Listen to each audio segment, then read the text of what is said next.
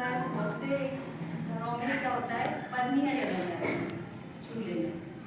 आप लोगों के घर में भी जलाई जाती है, कितने बच्चों के घर पे जलाई जाती है पन्नी चूल्हे में, वो जो अलाव लगाती है वो उसमें प्लास्टिक या जूते चप्पल। चूल्हे में कितने घरों में पन्नियाँ जलाई जाती है? आप बताइए। मैं पनिशमेंट नहीं दे रही आपको, सिर्फ मुझे कोई जानकारी रखना है कि कितने लोगों का आपके घर में जब पन्नी नहीं जलाई जाती, गैस पे खाना बनता है। हाथ नीचे कर लीजिए। और तरतीब से कितने लोग हैं जो अलाव में पन्नी वगैरह प्लास्टिक वगैरह जलाते हैं? सभी लोग जलाते हैं। उसी के बारे में हम लोग भी बताएंगे। जैसे आपके यहीं पे इकट्ठा करके सर्दी में जला लिए, शाम को जला लिए, सुबह जला लिए, आपका ये बहुत लंबा थोड़ा बना है ना, तो उसी के बारे में बताएंगे आपको। देखो प्लास्टिक किसी भी सीजन में जलाना हानिकारक है ना। कभी भी कोई ऐसे नहीं सर्दी में जला लो, गर्मी में सर्दी में नहीं जलाना, गर्मी में जला लो, किसी भी सीजन में नहीं जलाना। प्लास्टिक से क्या होता है आप लोग जानते हो कि लकड़ी कंडे जलाते हैं तो किस तरह का धुआं निकलता है, आपने कभी नोटिस किया? पन्नी जलाते, प्लास्टिक की चीज जलाते, किस तरह का धुआं निकलता है? अलग अलग निकलता है ना। इसका सफेद धुआं होगा तो इसका काला धुआं होगा। पन्नी में कोई भी प्लास्टिक जलाएंगे, इसमें में भी आप अंतर किया होगा कि इसमें कैसी बदबू आती है, उसमें कैसी आती है। जो भी पन्नी होती है, जो भी कोई प्लास्टिक का सामान होता है, केमिकल का बना होता है, रासायनिक होता है ना। अगर हम उसको जलाएंगे तो रासायनिक ही निकलेगा ना। जो गैसें होती हैं तो रासायनिक गैसें उससे बना होता है। तो अगर हम उसे जलाएंगे तो हमारा जो भी हम सूंघेंगे वो गैसें सूंघेंगे ना, रासायनिक कीटनाशक रासायनिक गैस वो सूंघेंगे है।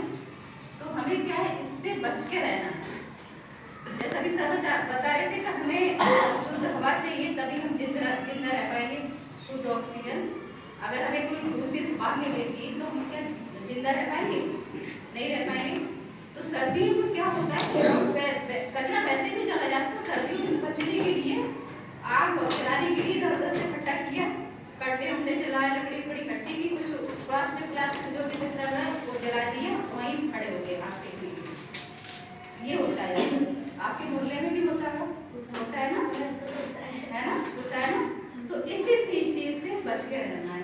पृथ्वी पे हम अकेले इंसान नहीं, बहुत से जीव भी है, पक्षी भी है, जानवर भी हैं, सभी जीव है। तो ये जो प्लास्टिक का जो धुआं होता है वो सभी के लिए हानिकारक, सिर्फ इंसानों के लिए नहीं, पक्षियों के लिए। आप लोगों को ये जानकारी होना चाहिए कि पहले कितने पक्षी थे, प्रदूषण की वजह से बहुत से पक्षी खत्म हो गए, धरती पे दिखते नहीं है। दिखते हैं क्या? गौरैया दिखती है, गिद्ध दिखते हैं, गिद्ध कितने कौवे कम हो गए। पहले जब शुद्ध हवा थी, दूषित नहीं थी, पर्यावरण शुद्ध था, तो बहुत से पक्षी थे। गौरैया सभी के आंगन में आती थी ना, या ऊपर या पेड़ पे देखते गौरैया की आवाज आती थी, कौवे चिल्लाते थे, अब कौवे नहीं दिखते, गिद्ध थे। अब सब धीरे धीरे कम होती जा रही है कि हमारा जो भी पर्यावरण है वो दूषित होता जा रहा है। दूषित की वजह से पक्षी खत्म होते जा रहे हैं, जानवर खत्म होते जा रहे हैं, और हम इंसान प्रदूषण की वजह से हर साल की संख्या बहुत बढ़ते हैं प्रदूषण की वजह से। ठीक है, तो आप लोग बच्चे, आप लोग इतना उनकी जानकारी नहीं है, पर आप पढ़ रहे हैं, थोड़ा इस चीज की जानकारी रखा करो, प्रदूषण हमारे लिए कितना हानिकारक है।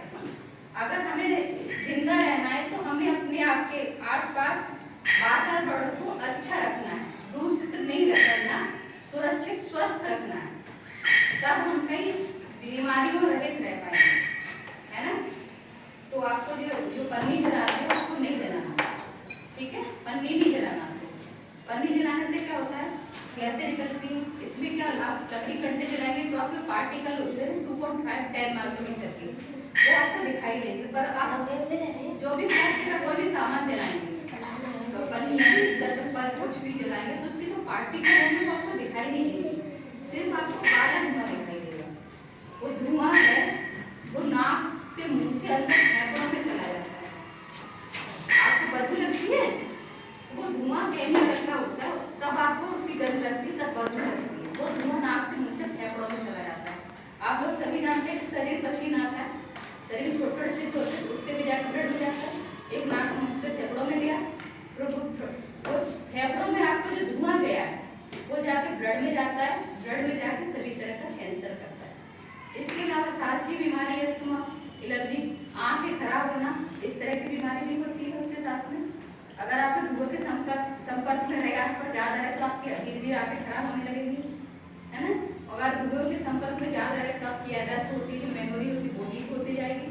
तो प्लास्टिक केमिकल है, केमिकल हमारे अंदर समाता जाएगा, बिहेवियर है बात करने का वो एकदम खराब हो जाएगा। आप एक झगड़ा भी समझ जाएंगे, धीरे धीरे ब्लड में जा जाएगी, ज्यादा समय तक आपका डीएनए खराब कर देगा।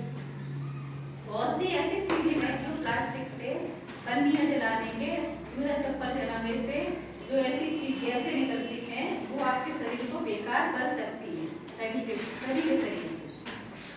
तो पक्षी जानवर नहीं बोल सकते, आपने जला दिया वो चिल्लाते रहेंगे, भागो उड़ जाएंगे, मतलब या भैंस है वो दौड़ने लगी, गाय भैंस ऐसे करने लगी। पर इंसान को महसूस तो होता है ना कि अच्छा है बुरा देख भी सकते, सुन भी सकते, है ना। पक्षी जानवर पर आप तो बोल सकते हैं, आप तो कर सकते हैं, उसको रोक सकते हैं। तो आप इसको रोके धुएं को, तो पन्नी वगैरह जलाते, लकड़ी कंडा जला उसका अलावा और मैं चीज बहुत से लोग ये लकड़ी जो कंडे जलाते हैं वो जलते हैं, तो उसके लिए भी है। आप पन्नी जलाएंगे तो आसानी से रखेंगे तो जल जाती है, लकड़ी कंडे आसानी से नहीं जलते। उसके लिए आप घास फूस इकट्ठा करें, जो खेत होते हैं, खेतों की जो आप गेहूँ हुए, चने हुए, जो दालें वगैरह होती है, चावल हो, उसका जो स्वाद वगैरह होता है वो इकट्ठा करके रखें, उसके साथ में लकड़ी कंडा, तो उससे आपकी आग जल जाएगी। अगर खेत नहीं किसी के पास तो पेड़ होते हैं, पेड़ों की पत्ती वगैरह होती है, उसको साथ में रखें, उससे आग जल जाती है। अगर आप इस तरह से आग जलाएंगे, अलाव लगाएंगे और खाना बनाएंगे चूल्हे में इस तरह से आग लगा के, तो आपका जो पर्यावरण है वो सुरक्षित रहेगा, आप लोग भी सुरक्षित रहेंगे, बीमारियों रहित रहेंगे।